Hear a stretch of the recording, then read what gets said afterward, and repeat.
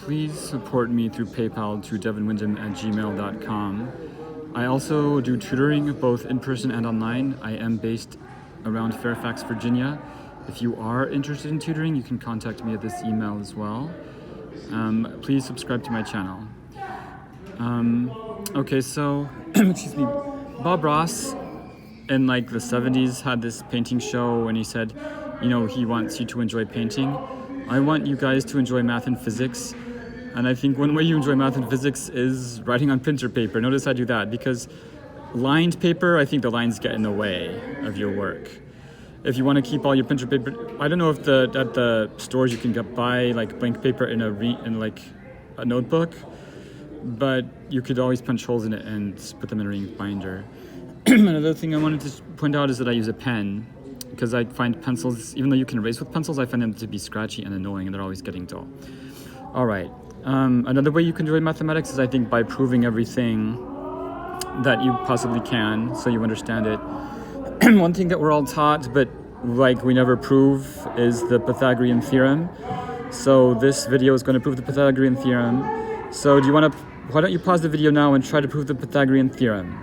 And then we'll do it together. All right, let's do it together. So again, I have fun with math. I felt like proving the Pythagorean Theorem after dinner, so I sat down and did that. Let's go over my proof.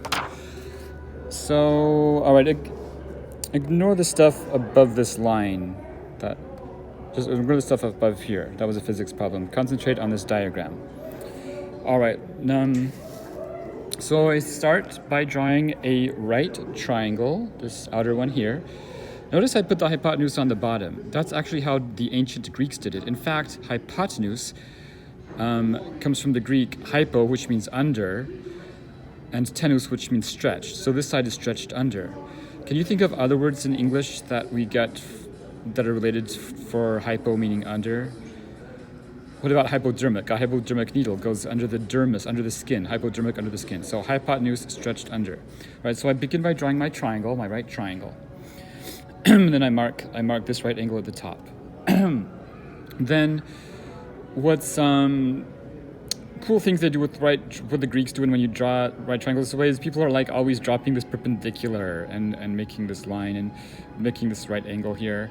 And I also find that in geometry, you can get lots of things done through similar triangles, especially similar right triangles. So I was thinking, the first time I did this proof, that would probably help me here.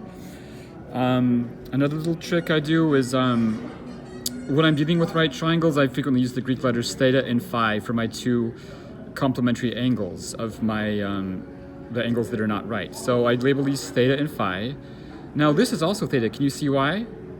It's because if this theta is complementary to this phi, and this angle here is also complementary to this phi, then this angle has to equal this angle. So this is also theta. Now can you see why this is phi? Well, sort of the same reasoning. This phi, this angle, whatever it is the complement of this angle. But so is this phi, so this angle must be phi. All right, then I label like all the segments that could, I guess, possibly be involved. I choose A and B because, right, what we're after is A squared plus B squared equals C squared, where C is, the hypotenuse. But I don't call it C because this can be broken up into two, so I'm going to call this D and E. And then H, for height. All right, so frequently how it happens when you're dealing with proofs in math and physics is you just look for similar triangles. So I'm going to do that here. And a sort of nice way to do the ratios is just look at the angles that are opposite. So first I'll go right phi. Think of that, right phi. So A, or right over phi. So A is opposite the right, D is opposite the phi in this triangle here. So I'm looking at the left small triangle. Right over phi gives me 8 over D. Let's look at the smaller triangle on the right. Right over phi gives me B over H. Let's look at the big triangle. Right over phi gives us D plus E over A. All right, let's do right over theta this time. So in the left triangle, right over theta gives us A over H. A over H. In the right triangle, right over theta gives us B over E. B over E. In the big triangle, right over theta gives us d plus e over b.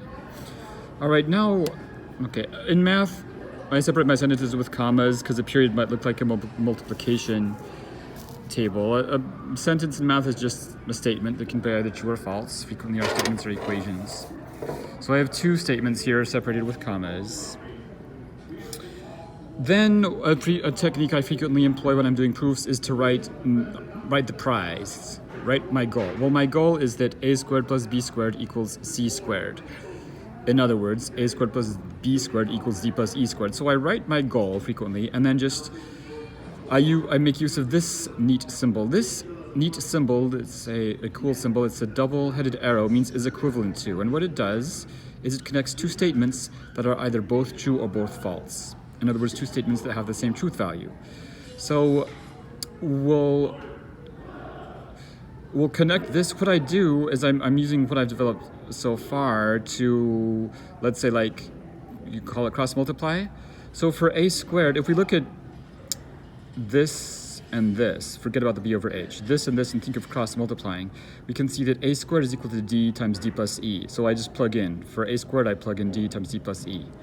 For this b squared, let's look at this. b over e equals d plus e over b. If we cross multiply, we see that b squared is equal to e times d plus e. So I plug in. And then this gets copied. Math is a lot of copying. This right side gets copied. D plus e squared gets copied. Don't be scared of copying. Don't think it's a waste of time. I found eventually that copying is useful in math. All right, well, this is obviously true, right? This last equation is obviously true. It's obvious that d times d plus e times d plus e is equal to d plus e squared. Well, since this is true, and these two statements are obviously equivalent because all I did is, like, you know, substitute equals for equals, then this original one must be true. So we're done. We've proved the Pythagorean theorem. Now that was fun, I think. So I think, you know, to enjoy math and physics, prove as much as you can, because then you feel like you own it. Now you feel like you own the Pythagorean theorem because you've proved it. You understand why the Pythagorean theorem is true. Okay, bye for now.